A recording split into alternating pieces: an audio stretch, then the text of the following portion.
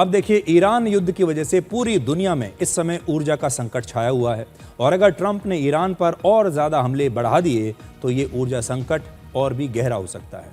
इसकी वजह से पाकिस्तान के 2 प्रांत खैबर पख्तूनख्वा और बलूचिस्तान में अब नए कानून लागू कर दिए गए हैं। वहाँ के सभी बाजार और शॉपिंग सेंटर्स रात 8 बजे तक बंद हो जाएंगे। शादी या किसी दूसरे हॉल को रात 10 बजे तक बंद करना ही होगा। कोई शादी या कोई इवेंट किसी भी हॉल में, बैंक्वेट हॉल में रात 10 बजे के बाद नहीं चलेगा। जितने भी जो रेस्टोरेंट्स हैं और जो जिम हैं उन्हें भी रात 10 बजे से पहले पहले बंद करना होगा।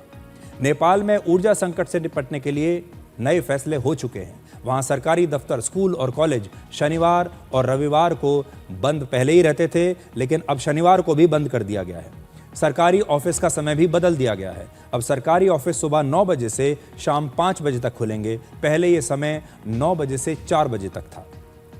इंडोनेशिया में एयरलाइंस को टिकट के दाम 13% तक बढ़ाने की अनुमति दे दी गई है, क्योंकि जेट फ्यूल की बढ़ती कीमत की वजह से यह फैसला हुआ।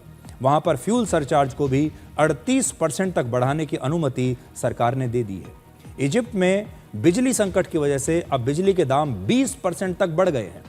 युद्ध के बाद से इजिप्ट में पेट्रोल के दाम और पब्लिक ट्रांसपोर्ट का किराया पहले ही बढ़ चुका है। सरकारी योजनाओं पर काम को अब धीमा कर दिया गया है ताकि पैसे की बचत हो।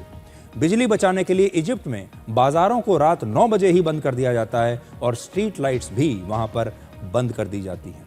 श्रीलंका में भी एलपीजी के दाम 23% तक बढ़ चुके हैं और पिछले 1 महीने में दूसरी बार अब एलपीजी के दाम बढ़ाए गए हैं।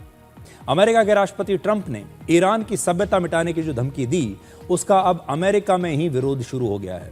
अमेरिकी संसद की हाउस फॉरेन अफेयर्स की कमेटी ने ट्रंप के बयान को खतरनाक बताया है और कहा है कि ट्रंप लगातार ये साबित कर रहे हैं कि वो राष्ट्रपति पद के योग्य हैं ही नहीं और अब अमेरिका भी अपने नागरिकों के लिए एडवाइजरी जारी कर रहा है। इजिप्ट में अमेरिकी दूतावास ने आज एक एडवाइजरी जारी की है। इसमें अमेरिकी नागरिकों को अलर्ट किया गया है। अमेरिकी दूतावास ने कहा कि तनाव के कारण हालात तेजी से बदल सकते हैं, इसलिए अमेरिका के लोगों से कहा गया है कि वो ईरान में चल रहे युद्ध की खबरें ध्यान से देखें और अपने आसपास के माहौल के प्रति सतर्क बने रहें।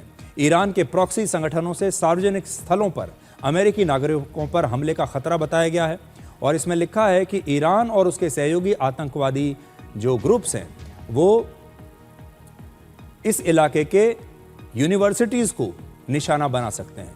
अमेरिका के लोगों के किसी भी उन लोगों को किसी भी प्रदर्शन या भीड़ से उन्हें अलग रहने की सलाह भी दी गई है।